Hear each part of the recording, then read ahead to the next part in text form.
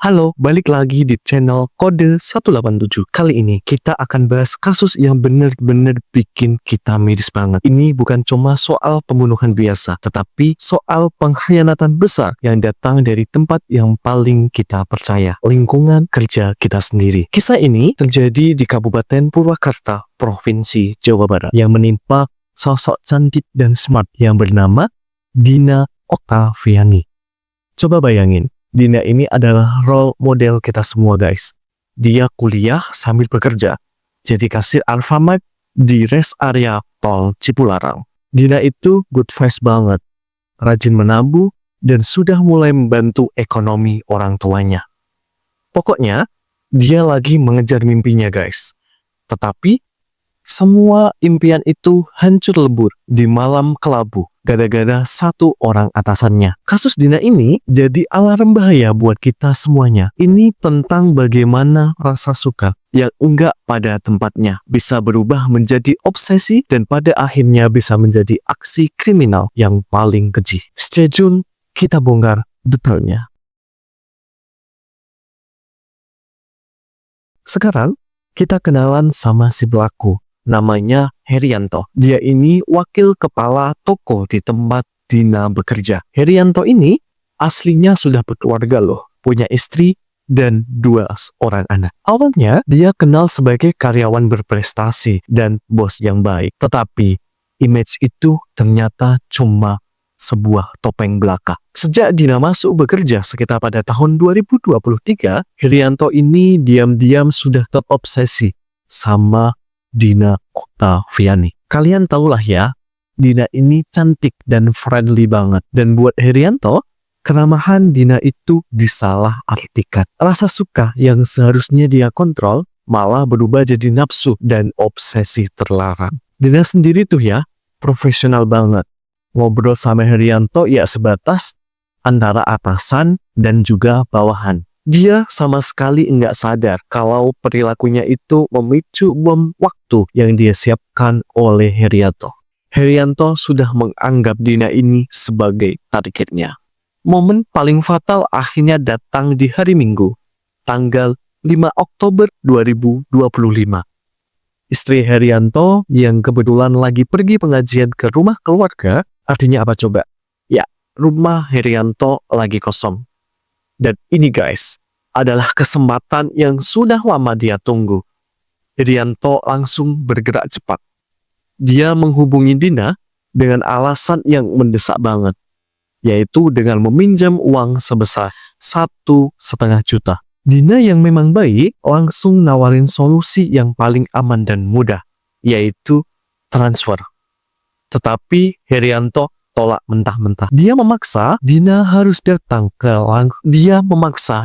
langsung datang ke rumahnya pada saat malam itu juga. Dia maksa Dina harus datang langsung ke rumahnya pada saat malam itu juga. Dengan dalih uangnya harus diserahkan secara cash atau ditransfer langsung di hadapan Herianto. Coba bayangin, ini sudah malam. Dina baru pulang kerja. Pasti capek banget bukan? Dina sebetulnya sudah keberatan, tetapi karena Herianto terus ngotot dan mendesak, Dina akhirnya luluh. Dina pamit ke ibunya, meyakinkan kalau dia pergi ke rumah atasannya yang orang baik dan bisa dipercaya. Ironis banget loh, tanpa Dina sadari, persetujuan itu adalah langkah terakhir dia menuju jebakan maut. Dina tiba di rumah Herianto dan masuk ke ruang tamu. Mereka sempat ngobrol sebentar dan Dina menyelesaikan transfer uang pinjaman itu. Begitu transaksi selesai, seketika itu topang Herianto jatuh. Herianto yang sudah enggak bisa mengontrol nafsu dan melihat rumahnya sedang kosong langsung gelap mata. Dia tiba-tiba memeluk dan memiting tubuh Dina dengan brutal. Tentu Dina langsung kaget, panik luar biasa, dan langsung teriak serta melawan sekuat tenaga. Karena panik takut tetangga mendengar, Herianto langsung melancarkan aksi yang paling keji. Dia membekap wajah Dina sampai korban kehabisan nafas. Tubuh Dina melemah, dan dia pun meninggal dunia di ruang tamu rumah atasannya sendiri. Dan kengeriannya nggak berhenti di situ guys. Setelah Dina tak bernyawa, Herianto justru melakukan pelecehan seksual pada jasad korban. Setelah nafsunya puas, barulah dia panik. Tapi kepanikan itu cepat berubah menjadi mode perampokan. Dia segera mengambil semua perhiasan yang dipakai oleh Dina. Kalung, anting, cincin, jam tangan, dan 2 handphone milik Dina diambil oleh Herianto. Benar-benar keji dan enggak punya hati si Herianto ini. Herianto langsung mode clean up untuk menghilangkan semua jejaknya. Fix, semua barang itu harus hilang. Masalah terbesar kemudian datang, yaitu jasad Dina. Herianto kemudian mencari kardus besar untuk membungkus tubuh Dina serapi mungkin dengan menggunakan lakban. Setelah itu, Herianto menyewa mobil Toyota Avanza yang berwarna putih dari warga sekitar. Karena jasadnya yang begitu berat, dia butuh bantuan. Kemudian, Herianto ini menghubungi 2 temannya dan meminta mereka datang. Supaya kedua temannya ini nggak curiga ya, Herianto melancarkan kebohongan yang paling unik. Dia bilang, bungkusan kardus itu isinya adalah celeng mati atau babi kiriman gaib yang harus segera dibuang ke sungai. Temannya yang lugu dan percaya mistis akhirnya setuju membantu perbuatan Herianto ini. Malam itu juga, mereka bertiga membawa paket maut itu ke Jembatan Merah, Bendungan Jatiluhur, dan membuangnya ke Sungai Citarum. Herianto bahkan sempat ngasih upah 50.000 ke temannya. Gila bukan? Herianto kemudian balik kerja, kayak biasa pada keesokan harinya. Seolah enggak terjadi apa-apa. Dia bahkan sempat menjual perhiasan emas Dina dengan seharga 3 juta rupiah. Sementara itu di Kabupaten Karawang, keluarga Dina panik banget karena Dina hilang kabar. Herianto sempat datang ke rumah mereka, berpura-pura sedih dan peduli menanyakan keberadaan Dina. Aktor banget bukan? 2 hari kemudian, pada tanggal 7 Oktober 2025, warga menemukan jasad wanita yang mengambang di Sungai Citarum. Kemudian, polisi segera menghubungi keluarga Dina dan tahu apa yang paling membuat hati hancur? Ya, jasad yang ditemukan itu benar-benar Dina. Dan pada tanggal 7 Oktober itu adalah tepat hari di mana ulang tahun Dina yang ke-21. Dina ditemukan tak bernyawa di hari yang seharusnya dia merayakan pertambahan usia. Keluarga Dina merasa shock yang luar biasa. Tetapi di tengah duka itu, kecurigaan mereka langsung tertuju pada seorang yang bernama Herianto. Kenapa? Karena Dina terakhir pamit ya mau ketemu Herianto.